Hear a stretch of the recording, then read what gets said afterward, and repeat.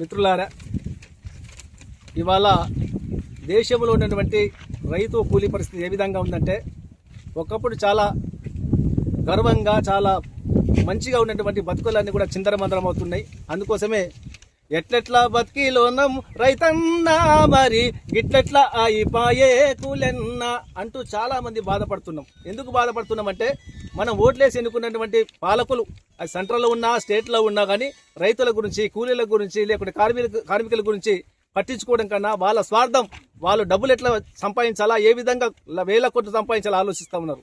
ఓట్లు మనయి, సీట్లు వాళ్ళయి, అధికారంగా వచ్చిన తర్వాత మనం పట్టించుకునే స్థితి లేదు. ముఖ్యంగా ఇలా ఉపాధి హామీ కూలీల పరిస్థితి చాలా ఘోరంగా ఉంది.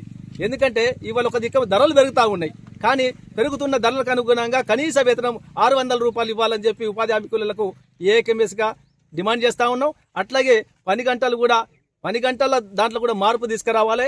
ఈ ఎండకు ఉపాధి కూలీలను రక్షించడం కోసము ఓఆర్ఎస్తో పాటు మంచినీళ్ళు కానీ, కొమ్మరి బండలు కానీ వాటిని గురించి ఆదుకోవాలని చెప్పి 200 రోజులు కనీసం సంవత్సరానికి పని కల్పించాలని చెప్పి ఏఎంఎస్గా డిమాండ్ చేస్తూ ఉంది.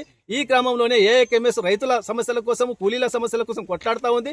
ఇందులో భాగంగా ఇంకా వీళ్ళ సమస్యల పరిష్కారం కోసం ఏ విధంగా కొట్లాడితే బాగుంటుందని చెప్పి ఆలోచనతోని జూన్ 4 తారీఖు నాడు దర్పల్లి మండల కేంద్రంలో ఒక మహాసభను ఏర్పాటు చేయడం జరిగింది. కాబట్టి రైతులు కానీ, కూలీలు కానీ ఈ యొక్క సభలో పాల్గొని జయప్రదం చేయాలని చెప్పి ఏఎంఎస్ తరఫున, ఇఫ్టు తరఫున కోరుతా ఉన్నాం.